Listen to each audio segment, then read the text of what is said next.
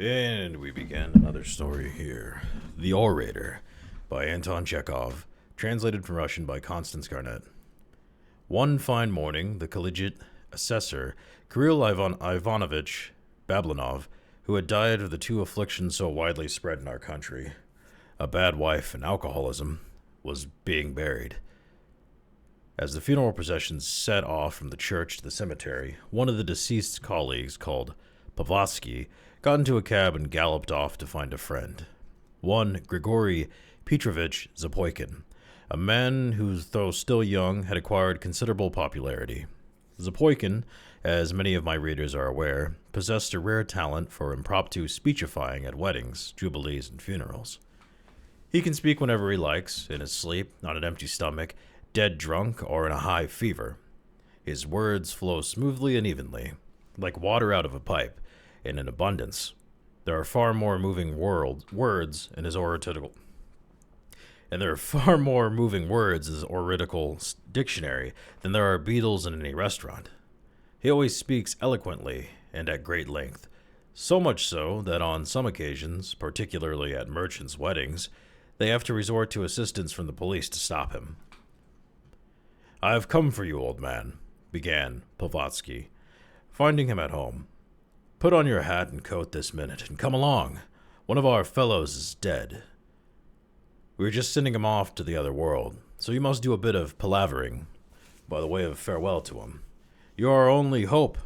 If it had been one of the smaller fry, it would not have been worth troubling you. But you see, it's the secretary, a pillar of the office, in a sense. It's awkward for such a whopper to be buried without a speech, or without cheese." "Oh, the secretary," yawned Zapoikin. "You mean the drunken one?" "Yes. There will be pancakes, a lunch. You'll get cab fare. Come along, dear chap. You spout out some rigmarole like a regular Cicero at the grave, and what gratitude you will earn." Zapoikin readily agreed. He ruffled up his hair, cast a shade of melancholy over his face, and went out into the streets with Pavatsky.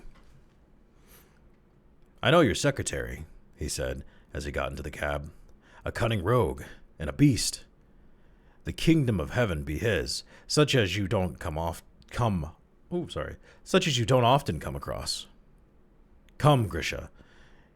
It is not the thing to abuse the dead." "Of course not. Aut mortis nihil bene. But still he was a rascal." The friends overtook the funeral procession and joined in. The coffin was borne along slowly, so that before they reached the cemetery, they were able 3 times to drop into a tavern and imbibe a little to the health of the departed. All right, get nice and drunk before the funeral. A classic move. In the cemetery came the service by the graveside. The mother-in-law, the wife, and the sister-in-law, in obedience to custom, shed many tears. When the coffin was being lowered into the grave, the wife even shrieked, "Let me go with him," but did not follow her husband into the grave, probably recollecting her pension. Waiting till everything was quiet again, Zapoikin stepped forward and turned his eyes on all present and began. There's a little tea for me.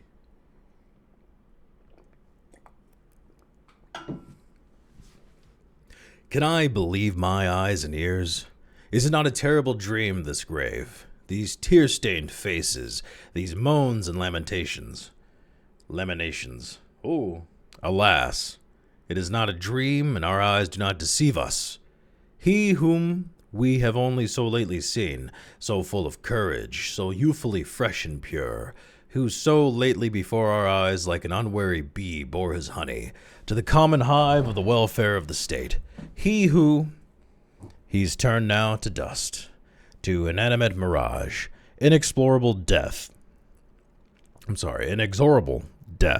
that laid his bony hand upon him at the time when, in spite of his bowed leg, he was still full of bloom, of strength and radiant hopes. An irredeemable loss. Who will fill his place for us? Good government, servants as we have many, but Prokofy, oh my gosh, I'm just getting beaten up right here. Good government servants we have many, but Prokofy Osipich was unique. To the depths of his soul, he was devoted to his honest duty. He did not spare his strength, but worked late at night, and was disinterested, impervious to bribes. How he despised those who, to the detriment of the public interest, sought to corrupt him, who, by the seductive goods of his life, strove to draw him to betray his duty. Yes, before our eyes, Prokofy Osipich would divide his small salary between his poorer colleagues, and you have just heard yourselves the lamentations of the widows and the orphans who lived upon his alms. Devoted to good works and his official duty, he gave up the joys of his life, and even renounced the happiness of domestic existence. As you are aware, to the end of his days he was a bachelor, and who will replace him as a comrade? I can see now the kindly shaven face turned to us with a gentle smile. I can hear now his soft, friendly voice.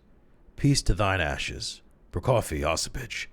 Rest, honest, noble toiler. Zapoykin continued while his listeners began whispering together. His speech pleased everyone and drew some tears, but a good many things in it seemed strange. In the first place, they could not make out why the orator called the deceased Prokofy Osipich when his name was Kirill Ivanovich. In the second, everyone knew that the deceased had spent his whole life quarreling with his lawful wife, and so consequently could not be called a bachelor. In the third, he had a thick red beard and had never been known to shave, and so no one could understand why the orator spoke of his shaven face. The listeners were perplexed. They glanced at each other and shrugged their shoulders. Prokofy Osipich, continued the orator, looking with an air of inspiration into the grave. Your face was so plain, even hideous. You were morose and austere. But we all know that under that outer husk there beat an honest, friendly heart. Soon the listeners began to observe something strange in the orator himself. He gazed at one point, shifted about uneasily, and began to shrug his shoulders, too. All at once he ceased speaking, and gaping with astonishment, turned to Povosky. I say, he's alive, he said, staring with horror. Who's alive? Why, Prokofy Osipich. There he stands by that tombstone. He never died. It's Kirill Ivanovich, who's dead. But you told me yourself your secretary was dead. Kirill Ivanovich was our secretary. You've muddled it, you queer fish. Prokofy Osipich was our secretary before. That's true, but 2 years ago he was transferred to the 2nd Division as head clerk. How the devil's one to tell? Why are you stopping? Go on, it's awkward. Zapoykin turned to the grave, and with the same eloquence continued his interrupted speech. Prokofy Osipich, an old clerk with a clean-shaven face, was in fact standing by a tombstone. He looked at the orator and frowned angrily. Well, you've put your foot into it, haven't you? Laughed his fellow clerks as they returned from the funeral with Zapoykin. Burying a man alive. It's unpleasant, young man, grumbled Prokofy Osipich. Your speech may be all right for a dead man, but in reference to a living one, it's nothing but sarcasm. Upon my soul, what have you been saying? Disinterested, incorruptible, won't take bribes? Such things can only be said of the living in sarcasm. And no one asked you, sir, to expatiate on my face. Plain, hideous, so be it. But why exhibit my countenance in that public of way? It's insulting. Bam. So basically that story's pretty good. It's one of those classic, he's right behind me, isn't he, moments. The occasional talking way too much about something you should not be talking about. In this case, a funeral is kind of, well, it's obviously it's funny, it's humor. Being in a position where you're supposed to be very honest or super honest and, uplifting, and then you're not even talking about the right guy. That is a classic. It's one of those, I imagine in the regular Russian, as opposed to the fictional Russian, but I imagine in the regular Russian, there's probably a different story told. I kind of wonder about that with translation. Not enough where I'm going to learn another language, let alone how to read it, but enough to be aware of that. Actually, when I was originally reading this, I read 2 different versions that were translated differently, and some of it seemed like a localization thing, where like the phrase "old chap" was used frequently, and it didn't seem appropriate. I don't know why. I think when this was published, or at least when it was written, it was like late 1800 something, early 1900 at the latest for sure. So I don't think people were saying chap back then, maybe, but maybe whoever translated it used chap a lot. Long story short, I think that kind of affects how this story can be interpreted. But it's kind of fun, just a guy that's good at doing speeches, messing up royally, and then insulting another guy that's still alive and right there to witness it in real time. I'm sure everyone's had a moment like that where you're talking about the wrong person because you never clarified who you're talking about. I've had a lot of moments like that in life where somebody's calling some dude like Jeff, and for like 5 years I thought this one dude was Jeff, but it was never Jeff. It's never Jeff, it's somebody else every time. This is a fun classic humor story. That's about it. Have a good one.